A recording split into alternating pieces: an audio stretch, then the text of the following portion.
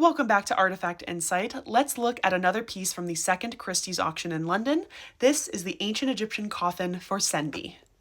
This piece dates to the Middle Kingdom, early to mid 12th dynasty, approximately 1976 to 1853 BCE. I don't have time to go into all the different coffin designs throughout ancient Egyptian history, but this is a very common coffin type during the Middle Kingdom. Surprisingly, we actually know exactly where it's excavated, and this is very rare for things that we find on auction. We know that this was excavated by Egyptologist Amen Kamal in 1910 in Mier. Again, during this early time period, it was very common for the finds of an excavation to be distributed between the organizations that sponsored the excavation, or sometimes they were given to private donors of that excavation group. Unfortunately, the excavations of Ahmed Kamal are notoriously poorly documented, but there was a publication of this coffin in his report which makes it very clear that it was excavated there. He does mention that the, quote, mummy is in good condition, but the body has since been separated from the coffin. So now only the coffin is surviving. We don't unfortunately know where the body ended up. We do, for some reason, know that the bottom portion of this coffin has been missing, and it has been replaced with just a random piece of wood.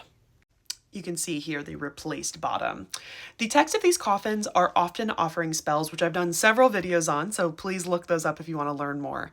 But the eyes on the side of the coffin, which I'll show you now, these ones right here, they allow the person who is buried in this coffin to magically look out through these eyes, which is often why whenever you see these coffins, they're particularly narrow because the body was meant to be placed on its side with its face looking through this side of the coffin. The person buried in this coffin was named Senbi, and we know from the text that he was originally a Wab priest, which is a special type of priest in ancient Egyptian religion.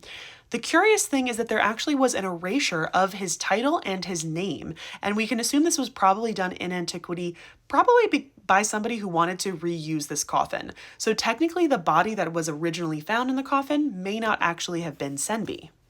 On the side of the coffin, which does not have the eyes, the texts actually invoke the goddess Nut in her role as protector of the dead man. And I quote, "Your mother Nut is stretched out above you. May she cause you to be a great god without enemies." After it was excavated, the piece was then moved from the Syed Pasha Kashaba collection in Egypt. He was an Egyptian merchant and collector and contracted Kamal to excavate various sites on his behalf, and most of those artifacts that were acquired were destined for his personal museum. Later, it enters the collection that I previously mentioned called the Galerie Egyptier Kunstgöttingen, and then in a Belgian private collection. This piece was estimated to go from £150,000 to £250,000. But again, similar to a lot of the pieces in this Christie's auction, it appears to have either not been sold or sold privately, and the price is hidden on their website.